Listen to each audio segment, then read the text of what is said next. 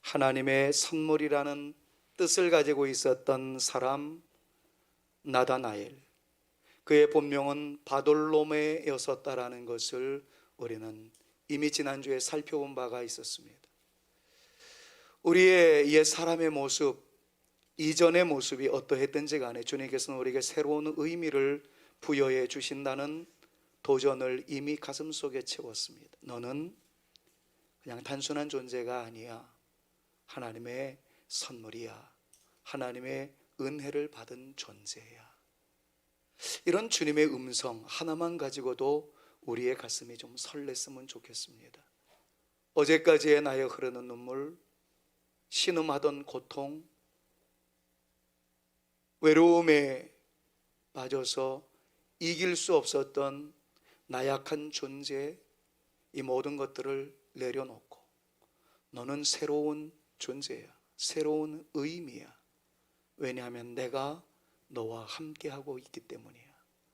주께서 이렇게 속삭여 주시되 엄청난 힘을 부여해 주시는 능력의 말씀을 힘입어서 나 또한 새로운 미래를 향해서 멋지게 한번 도약해보리라 다짐하는 저와 여러분들이 되어져야 할 줄로 믿습니다. 하나님의 선물이라는 뜻을 가지고 있었던 나다나엘, 그 사람은 진실한 이스라엘 사람이었습니다. 그리고 자기의 한계를 넘어서는 존재였습니다. 자기의 약점과 자기의 부족했었던 모든 모습에 대해서 끝없는 절망과 좌절, 흔들림의 모습에서 주저앉아 버리지 않았고 그 한계를 넘어서 새로운 의미를 붙잡고 그리고 놀라운 능력을 부어주시는 하나님의 능력에 힘입어서 한계를 넘어서는, 뛰어넘어 도약해 나가는 하나님의 사람이었다라는 것을 살펴보면서 우리 역시 그런 존재가 되어지기를 소망하는 하나님의 백성의 마음을 지난주에 우리의 마음속에 아로 새기기까지 하였습니다. 오늘 이 자리가 여러분들의 모든 약점과 허물과 심지어는 죄, 연약함을 뛰어넘는 자리가 되어지고 뛰어넘을 뿐만 아니라 걷게 하시는 하나님께서 날아오르게 하시는 도약의 새로운 역사의 시작점이 되어질 수 있기를, 그런 예배가 되어질 수 있기를 우리 구주 예수 그리스도의 이름으로 축원합니다. 오늘은 이 존재가 또 다른 모습에서 주님과의 만남의 장을 통하여 새로운 자기의 존재를 발견하게 되는 한 정점을 다시 한번 찍어보고 싶습니다. 그는 어떤 사람이었을까요? 무화과 나무 아래에 있었던 사람이었다는 것을 오늘은 좀 심도 있게 묵상해 보고자 합니다. 48절 말씀을 보니까 이렇게 말합니다. 나다나엘이 이르되 어떻게 나를 아시나이까? 예수님께서 대답하여 말씀하십니다. 빌립이 너를 부르기 전에 네가 무화과 나무 아래에 있을 때부터 나는 보았노라. 그렇게 말씀을 하고 있는 것을 보게 됩니다. 이를 위해서는 무화과 나무가 어떤 의미가 있는지를 살펴보는 것은 성경을 알 수 있는 지혜의 첫 관문이 되리라 생각합니다. 무화과 나무는 어떤 것이었을까요? 갈릴리 지방에 사는 사람들에게는 무화과 나무가 일종의 개인의 휴식처였다라고 알려집니다. 무화과 나무는 약 4m까지 자라납니다. 그리고 그 위로는 가지가 사방으로 7, 8m까지 이루게 되는, 그래서 충분한 양산과 우산의 효과를 가지고 있을 정도의 개인의 휴식처였노라고 소개되고 있습니다. 지금으로부터 2000년 전이니까 얼마나 마을마다 초라했겠습니까? 당시에 대부분의 집들은 방을 하나만 가지고 있었기 때문에 조용하게 있기를 원하는 사람들은 무화과 나무 그늘에서 개인적인 시간을 보냈다라고 학자들은 소개하고 있습니다. 특히 그곳에서 어떤 사람들은 깊은 생각에 잠기기도 합니다. 깊은 묵상을 하기도 합니다. 깊은 신앙심이 있는 사람들은 그곳에서 기도하며 특별히 하나님의 말씀을 연구하는 아름다운 개인의 quiet place, 조용하고 경건의 시간을 갖던 은혜의 장소였다라고 알려지고 있습니다. 나다나엘은 바로 그런 사람이었다는 것이죠. 나다나엘은 그곳에서 기도하였습니다. 그곳에서 메시아에 대해서 깊은 묵상을 합니다.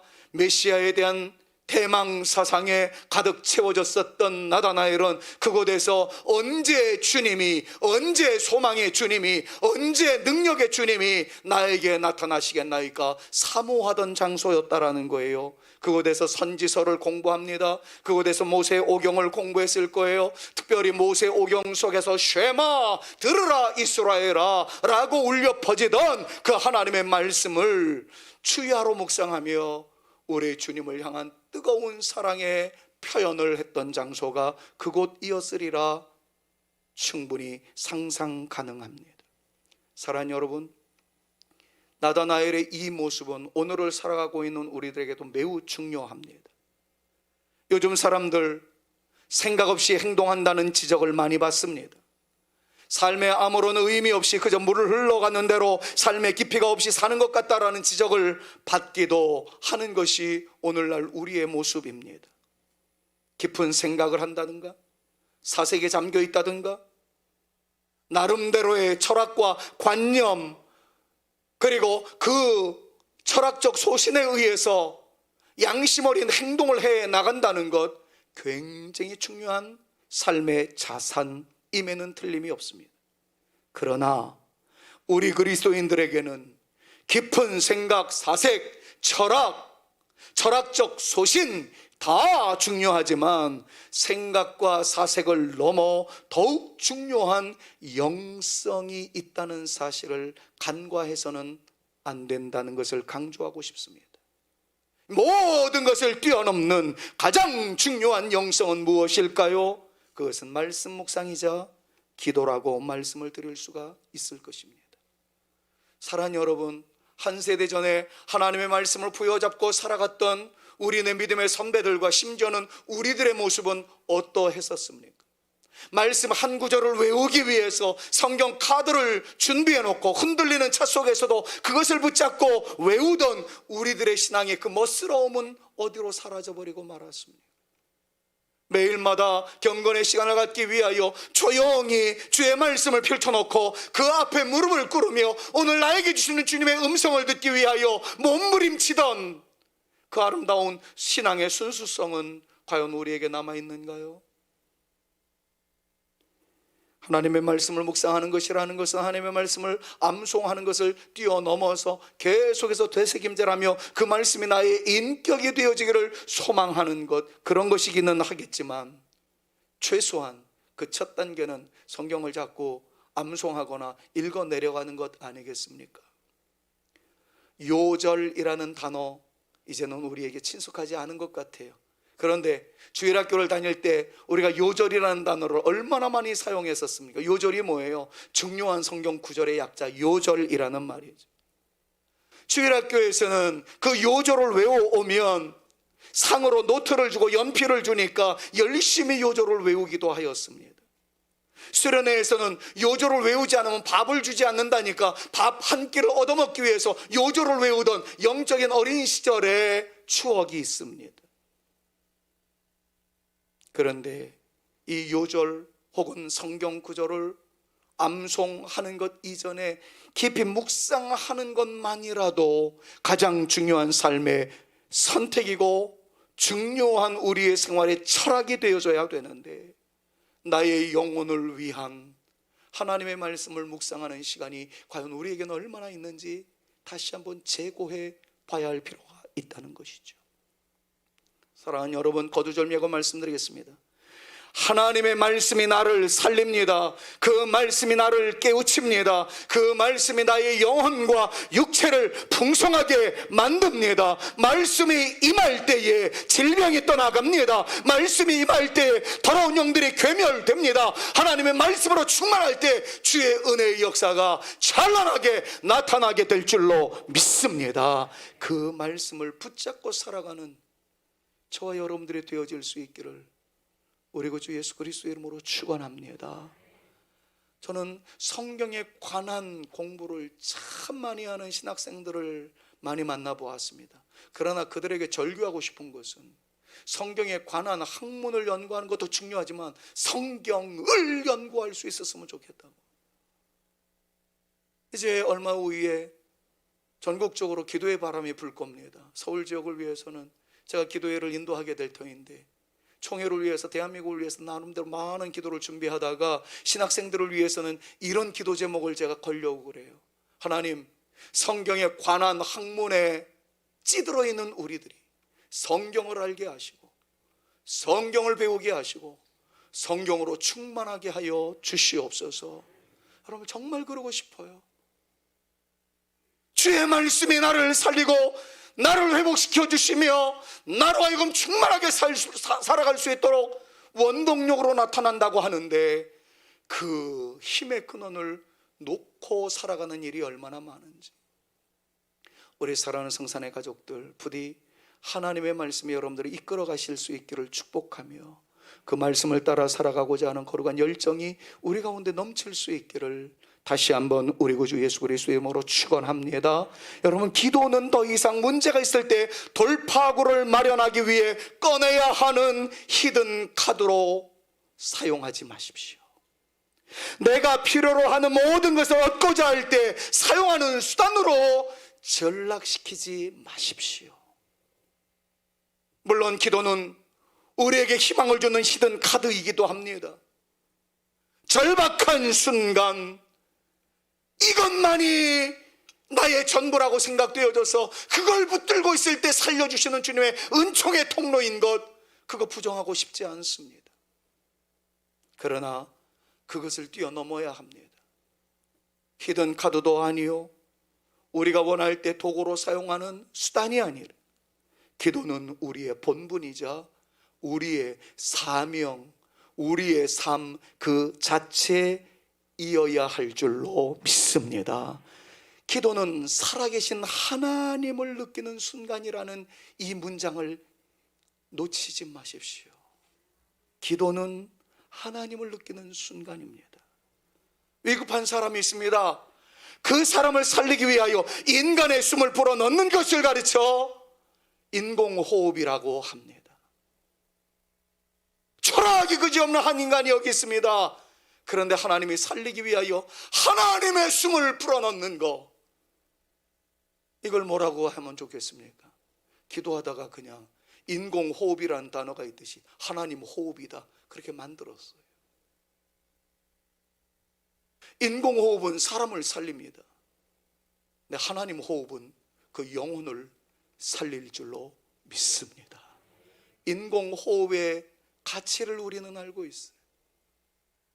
심폐소생을 하기 위해 심정지가 되어지기 전에 가슴 압박을 하다가 안 되면 코를 틀어막고 입을 벌려 내 숨을 불어넣음으로 말미암아 제발 심장이라도 돌아오기를, 이런 절박함으로 인공호흡이 상대자를 살리는 하나의 유일한 방법이 된다고 한다면, 기도라는 것은 오 할레스비라는 위대한 기도 영성신학자는 영혼의 호흡이라고 이야기를 했는데, 기도의 순간만큼만은 하나님의 숨결을 느끼며 하나님의 존재 가치를 경험하는 순간이자, 하나님의 숨이 우리 가운데 들어옴으로써 죽었던 영혼이 살아나고 힘을 잃었던 존재가 다시금 힘을 얻게 되어지고, 연약했던 존재들이 다시금 강성한 십자가의 그리스도의 군사가 되어지는 회복과 충만함의 역사가 이루어지기 시작하는 것이 하나님의 숨결이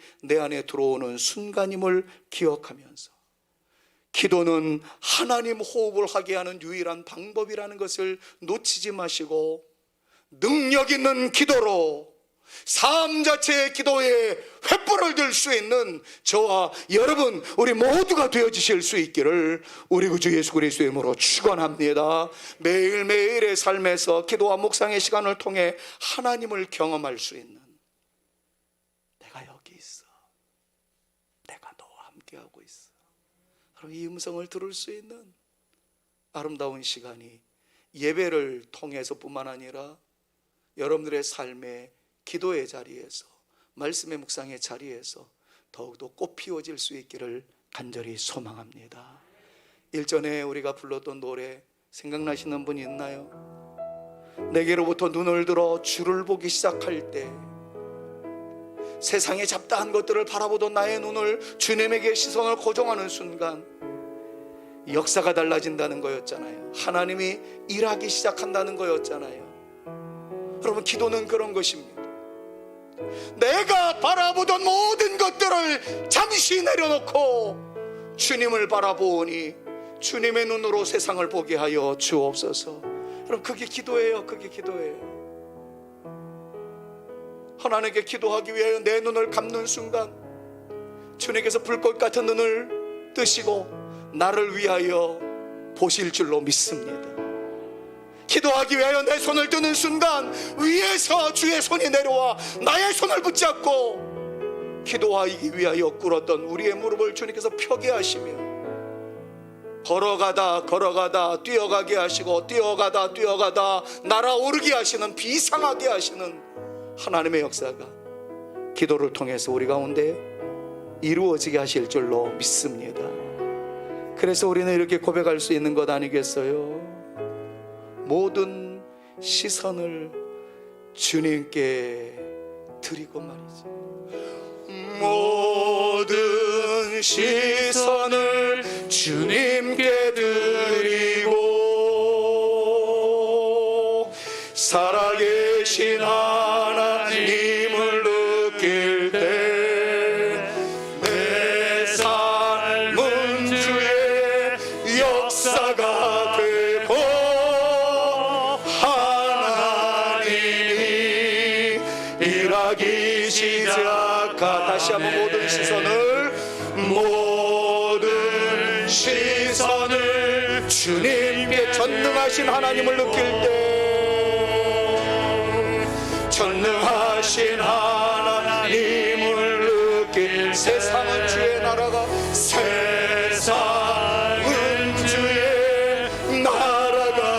되고 하나님이 일하기. 다시 한번요. 모든 시선을 주께, 모든 시선을 주님께 살아계신 하나님을 느낄 때 살아계신 하나님을 느낄 내 삶은 주의 역사가 내 삶은 주의 역사가 되고 하나님이 일하기 시작한대.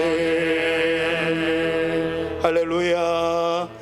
사랑하는 여러분, 우리의 기도하는 그 시간이, 말씀 묵상하는 그 시간이 살아계신 주님을 느끼는 시간이 되어질 수 있기를, 그 느껴지는 주님의 아름다운 모습 때문에 우리를 통해서 하나님께서 일하시고 그것이 우리에게, 우리의 자녀들에게, 우리 모든 성도님들에게 새로운 역사의 출발이 되어질 수 있는 정말 영적으로 기막힌 은혜의 역사의 주인공들로 우리 모두가 설 수 있기를 우리 구주 예수 그리스도의 이름으로 축원합니다.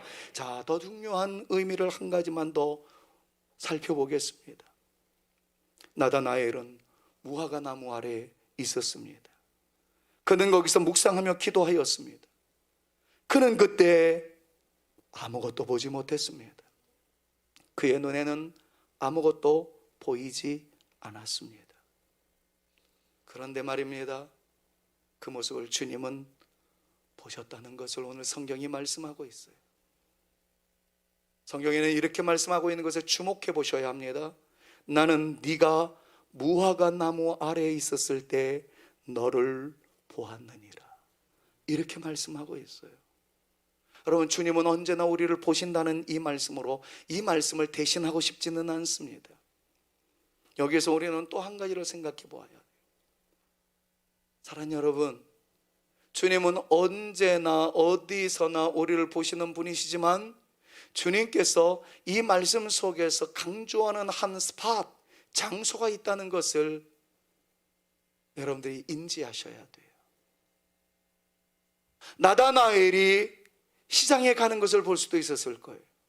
나다나엘이 농부라면 농사 짓는 것을 볼 수도 있었을 겁니다. 양떼를 치고 있었던 것도 주님은 보셨을 거예요. 그런데 주님께서는 의미심장한 한 장소를 거론해서 나는 네가 무화과 나무 아래에 있었을 때 너를 보았느니라.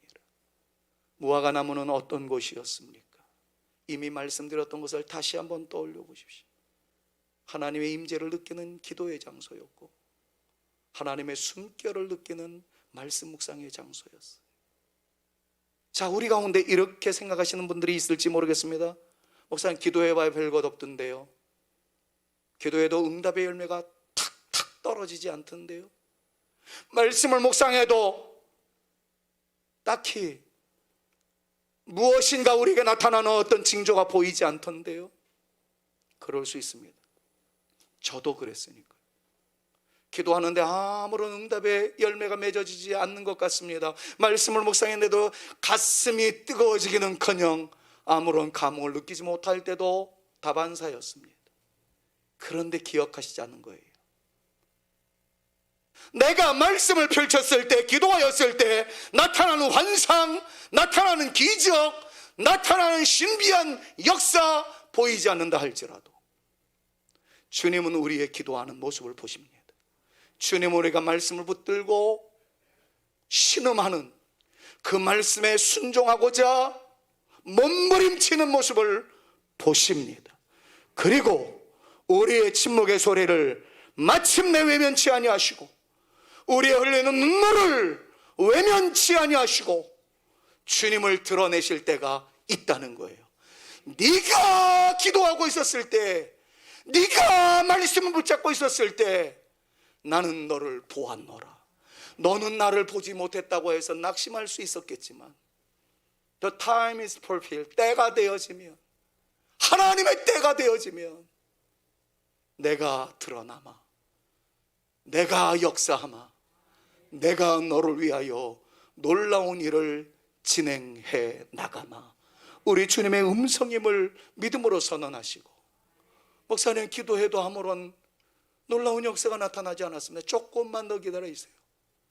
그럼에도 무릎으로 나아가십시오. 그럼에도 눈을 감으십시오. 그럼에도 손을 드십시오. 주님께서 잡아주실 때가 있습니다. 주님은 분명히 말씀합니다. 네가 무화과 나무 아래 있을 때부터 나는 너를 보았노라. 우리의 기도는 무효가 없습니다. 우리의 기도는 꽝이 없습니다. 우리의 기도를 보시는 주님, 주님께서 역사하여 주실 줄로 믿습니다. 이제 지난주와 오늘 설교의 결론으로 다른 차원의 내용을 간단하게 정리해 봅니다. 무화과 나무 아래에서 기도하고 사상에 대한 깊은 묵상을 하고 공부한 것에 대해 예수님께서 알아맞히자 나다나엘은 놀라운 고백을 하게 되죠. 나는 네가 무화과 나무 아래에 있었을 때부터 너를 보고 있었어. 그러자 내가 무화과 나무 아래에 있었던 것을 어떻게 알아맞혔습니까? 그러자 그가 고백을 하기를 이렇게 고백합니다. 49절 말씀을 보니까 나다나엘이 대답하되 라비여, 당신은 하나님의 아들이시오. 당신은 이스라엘의 임금이로소이다. 나의 모든 것을 알고 계시는 주님 앞에 나다나엘은 위대한 신앙 고백을 했던 거예요. 당신은 하나님의 아들이시고 이스라엘의 왕이십니다. 여러분, 여기에서 중요한 우리가 잡아야 할 또 하나의 적용점이 있습니다. 고백 표현의 중요성입니다. 나다나엘의 입장에서는 나는 주님을 알지 못했는데 그분은 나를 알고 계셨을 뿐만 아니라 내가 무화과 나무 아래에 있었던 것을, 그때의 눈물을, 그때의 몸부림을, 그때 메시아 대망사상을, 그때 말씀을 붙잡고 애썼던 것을 알아맞힌 주님을 만나게 되자마자 와우, 내가 그렇게 사모했던 메시아 그리스도가 당신이시군요, 고백을 했다는 거죠. 사랑하는 여러분, 신앙 고백은 매우 중요합니다. 우리 대한예수 장로회 합동수 교회에서는 사도들의 신앙을 고백하는 신앙 고백이 없는 예배는 예배가 아니라고 이야기를 합니다. 우리 교회는 모든 기도회나 모든 예배나 모든, 심지어는 회의 전에 드린 예배에서도 사도신경을 외우며 신앙 고백을 통해서 모든 예배를 진행해 나갑니다. 부탁드리겠습니다. 사정상 우리 교회에 나오지 못하시는 멀리 이사 가시는 분들 중에서 교회를 선택해야 되는 상황이 있을 때 그 교회에 갔었는데 사도신경 신앙 고백을 하지 않는 교회라면 다니지 마십시오. 그건 예배가 아닙니다. 교회가 아닙니다. 진짜 예배는 사도들의 신앙 고백부터 시작되어져야 합니다. 그게 성경의 가르침입니다. 우리는 사도신경이라는 신앙 고백을 통해서 하나님을 향한 우리의 예배와 우리의 믿음이 이 근거에 의해서 진행되어져 간다는 것을 고백하면서 모든 예배가 진행되고 있는 것을 다 알고 계십니다. 이렇듯이 우리의 삶의 순간순간마다 표현되어지는 아름다움이 있어야 된다는 교훈을 이 시간 얻었으면 좋겠어요. 고마울 때는 고맙다고, 미안할 때는 미안하다고 고백해 주세요. 사랑한다라는 고백이 삶을 빛나게 하듯이 우리의 신앙의 표현도 표현되어져야만 합니다. 오늘 추수감사 주일이에요. 추수감사 주일에 대한 별도의 말씀을 강론할까 하다가 또 그러면 헌금 강조한다 이런 오해가 있을까 봐 그냥 연속해서 강해하는 이 설교에다가 오늘 보니까 나다나엘의 위대한 고백이 나오는 것을 보면서 이 점에서 적용하는 차원의 한 말씀 드리게 된 것입니다. 진정 하나님을 향한 감사의 고백을 해보십시오. 그 고백과 더불어 은혜의 문이 열릴 줄로 믿습니다. 오늘 3부 예배 때 장로님 정말 간절하게 기도해 주셨던 기도에 은혜를 받았습니다. 근데 2부 예배 때에도 한 분 안수 집사님이 기도를 하는데 얼마나 눈물이 왈칵 쏟아지든지요. 그분의 기도는 이렇게 시작되었습니다. 하나님, 이렇게 고백하는 사람이 있었습니다 라고 기도를 열었는데 내가 한 번만이라도 일어날 수 있었다면, 내가 한 번만이라도 자녀들의 눈동자와 맞출 수 있는 내 눈이 떠질 수만 있다면, 내가 침대에서 내 스스로 일어날 수 있는 기회가 주어진다면, 이런 기적이 나에게 일어난다면 그런 바람으로 살아가는 사람이 있는 반면 그들에게 기적인 것이 우리에게는 일상임에도 불구하고 감사하지 못하는 저희들의 허물을 용서해달라. 가만히 생각해 보니까 구구절절이 얼마나 마음에 찔림이 되고 도전이 되어지는지. 정말 누군가에게는 가장 절박한 기적에 근거한 놀라운 역사인 것을 우리 대다수는 이미 그 기적이 일상이 되어서 살아가는, 그것에 대한 고마움조차도 모르고 살아가고 있는 우리들의 무뎌진 영적 감흥이 아닌가, 그렇게 한번 적용해 보았습니다. 사랑하는 여러분, 더 큰 기적 기대하지 마십시오. 살아있다는 것이 인공호흡에 의함이 아니라 내 자가 호흡을 할 수 있다는 것이, 누구에 의해서 끌려온 것이 아니라 휠체어를 타고 밀려온 것이 아니라 걸어 올라올 수 있었다는 것이 하나님의 은혜라고, 여러분 그거부터 우리의 감사의 모습을 올려드릴 수 있는 저와 여러분들 되셔서 그 외에 우리가 보지 못하던 것을 보게 하시는 하나님의 기적적인 역사, 우리가 기대하지 못하던 것도 안겨주시는 하나님의 초자연적인 축복, 이런 것까지 경험할 수 있는 저와 여러분 우리 모두가 되어질 수 있기를 우리 구주 예수 그리스도의 이름으로 축원합니다. 자, 조금 더 발전시켜서 하나만 더 생각해 보죠. 나다나엘은 이렇게 멋진 삶을 살아갔어요. 그런데 그가 예수 그리스도의 은총을 경험하기 전까지 그들은 좀 연약하고 초라한 모습을 보이고 있었다는 것에 마지막 결론을 내려보고 싶습니다. 예수님이 위기에 빠지게 되었을 때, 예수님께서 십자가상에서 달려 죽게 되어진 바로 그 시점에 있어서 나다나엘은 다른 제자들과 더불어 도망갔다라는 것에 마지막 초점을 두고 싶습니다. 사실 예수님은 나다나엘이 지금 이렇게 귀한 신앙 고백을 하지만 앞으로 나다나엘이 어떻게 변질되어질지를 알고 계셨어요.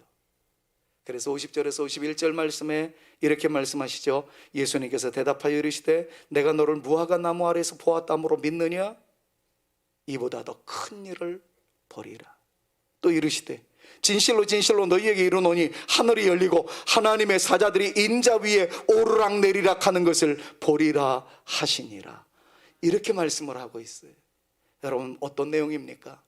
나다나엘의 삶 속에는 매우 중요한 것을 알고 있었던 장점이 있었다는 거 이미 살펴보았습니다. 메시아에 대한 지식도 알고 있었어요. 그리고 그분이 자기가 어떤 존재인 줄을 알아맞혔을 때 그분이 메시아이군요 하는 해안까지 있었습니다. 그러나 그 지식이 위기의 상황에서 자신을 능력 있게 하지 못했다는 것에 마지막 초점을 맞추고 싶습니다. 그는 가장 중요한 것을 몰랐어요. 메시아 대망사상 가지고 있었던 것 잘했습니다. 나의 전부를 알고 계시는 주님이 메시아라는 것을 알게 됐던 것조차도 대단한 모습입니다. 그런데 그 많은 지식이 예수님께서 마침내 십자가에 달리실 때에는 도망가는 것으로 끝나버리고 말았어요. 지식은 충만했지만 그 지식이 그를 능력 있게 하지는 못했습니다. 그러나 주님께서 말씀하신 것을 제가 조금 각색을 해서 여러분들께 보여드릴게요. 51절 말씀을 제가 이렇게 각색해 보았어요.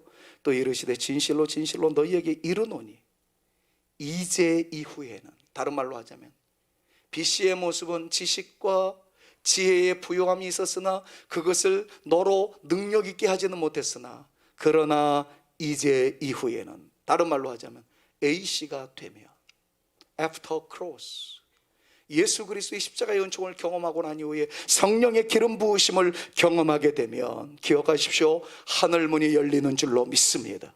하나님의 에인절 사자들이 인자 위에 오르락내리락 하는 것을 보게 될 것이다. 주의 말씀입니다. 저는 이 시간 이 자리가 이 놀라운 역사의 현장이 되어질 수 있기를 간절히 소망합니다. 오순절 마가 요한의 다락방에 성령이 임하였을 때 하늘문이 열리고 불의 여같이 갈라지고 강력한 주의 역사가 나타났던 것처럼 은혜를 사모하는 우리 모두에게 이 시간 하늘문이 열리고 하나님과 우리 사이에 영적인 사닥다리가 놓여짐으로 주님 중심으로 해서 하나님의 천사들이 우리와 하나님 사이를 오르락내리락하며 야곱이 베델에서 그 환상을 보며 내가 이곳에서 분이엘 하나님의 얼굴을 배웠노라 선포했던 것처럼 여러분들의 가슴이 불태워질 수 있기를, 하나님의 영광을 볼 수 있는 자리가 되어지기를, 하나님의 능력을 체험할 수 있는 영광의 자리가 되어질 수 있기를 우리 구주 예수 그리스도의 이름으로 축원합니다. 여러분, 이 능력이 우리에게 필요합니다. 성경 말씀 고작 몇 구절 외운다라고 만족하지 마세요. 내가 직분이 뭐라고 해 이런 것에 여러분들 그냥 주저앉지 마세요. 오늘의 필요한 주의 은혜를 이 시간 허락해달라고.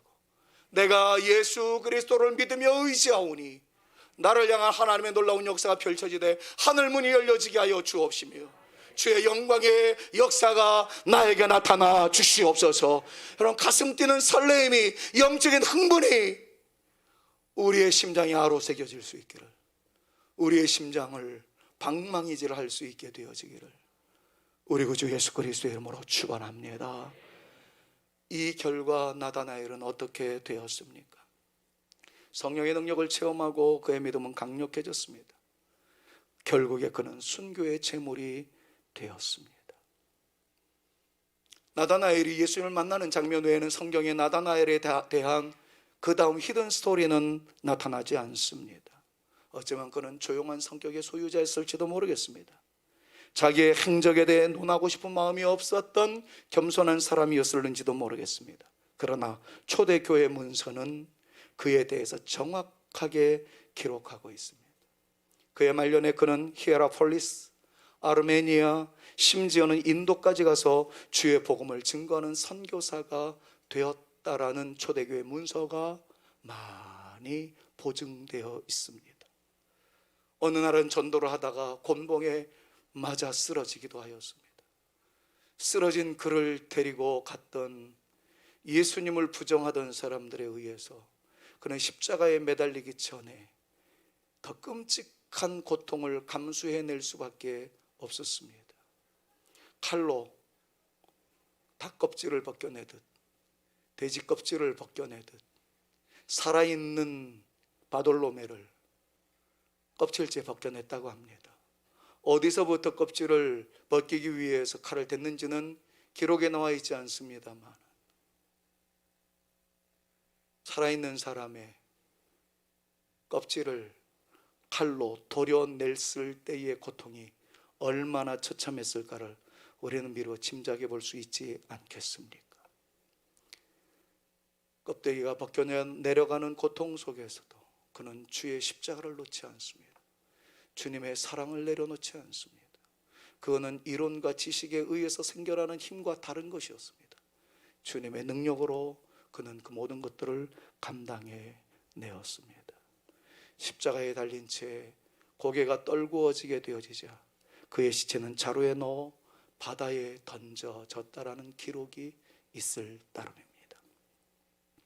간사함이 없었고 순전한 마음의 나다나엘, 그는 예수님이 진정한 메시아임을, 진정한 하나님임을, 이스라엘의 진정한 왕이심을 발견하고 난 이후에 자기의 죽음을 각오하고 그리스도의 복음을 증거하였던 신실한 사람이었습니다. 사랑하는 성도 여러분, 우리 모두 이론에만 능한 성도가 아니라, 지식에만 능한 성도가 아니라, 물론 이론과 지식이 우리에게 때로는 힘이 되어지기도 하지만 무엇보다 성령의 능력을 의지하여 그 능력으로 승리하시는 믿음의 사람이 되어져야 할 줄로 믿습니다. 저는 해마다 이맘때가 되면 가슴 졸이는 현상이 있습니다.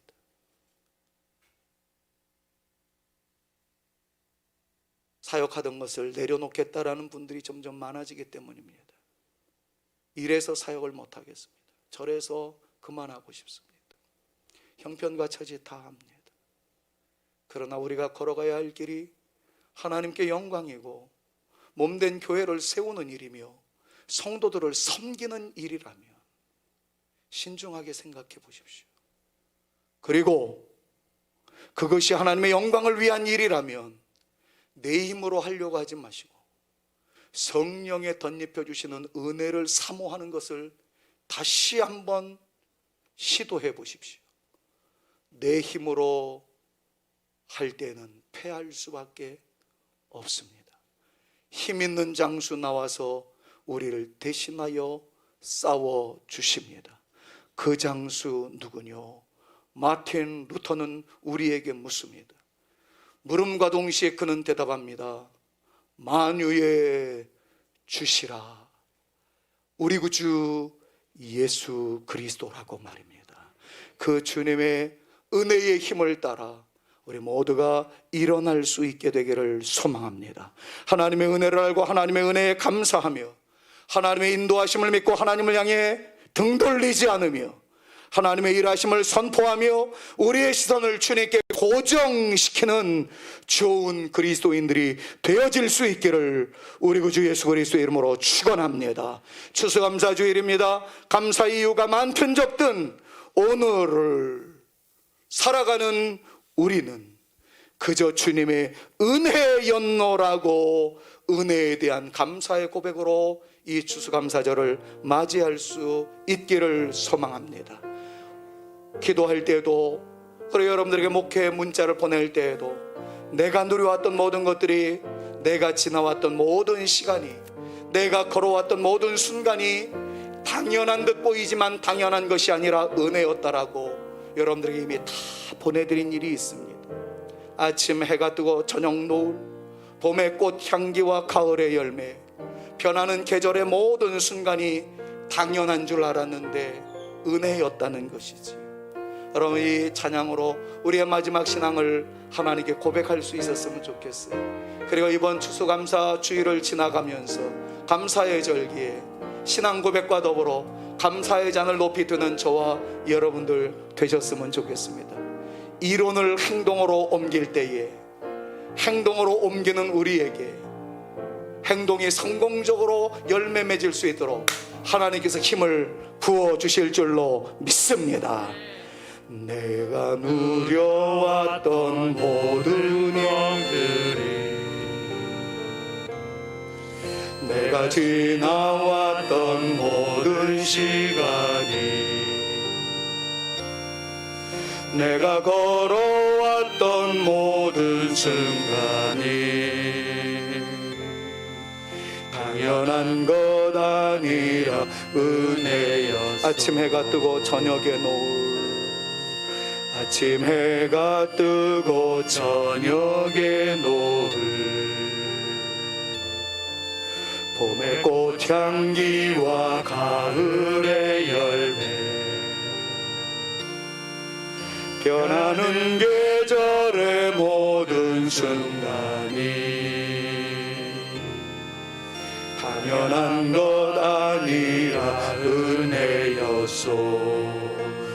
모든 것이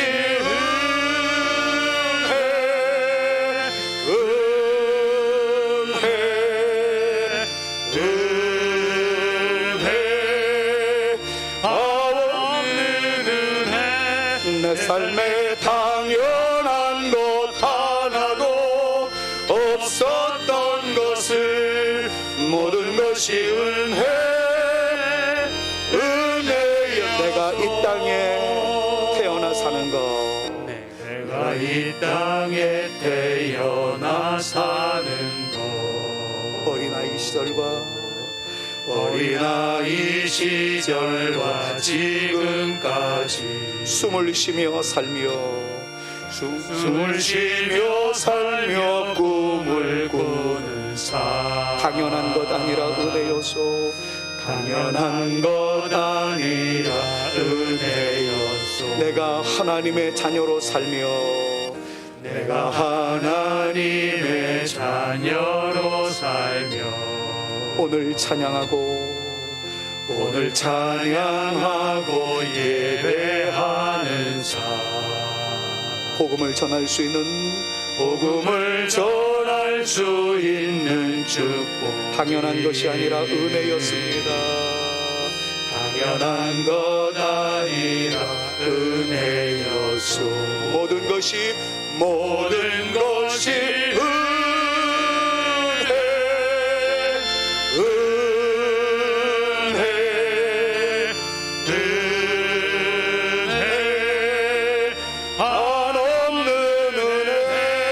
내 삶에 당연한 것 하나도 없었던 것을, 모든 것이 은혜. 우리 한번 손을 앞으로 내밀면서 모든 것이 은혜, 모든 것이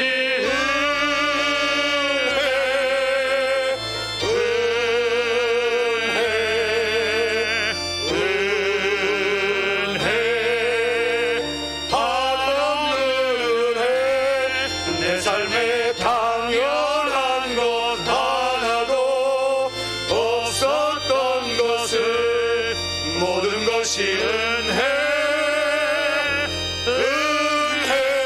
은혜였소.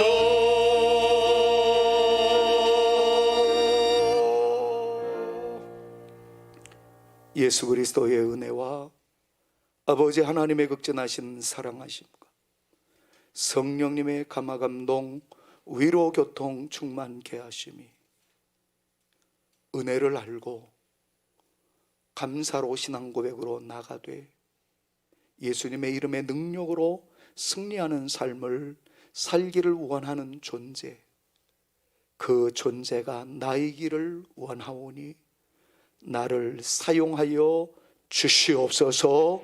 기도하며 결단하며 돌아가는 주의 택한 자녀들 머리 위에와 저들의 가정 위에와 우리 성산교회 위에 이제로부터 영원토록 함께 있을지어다. 아멘.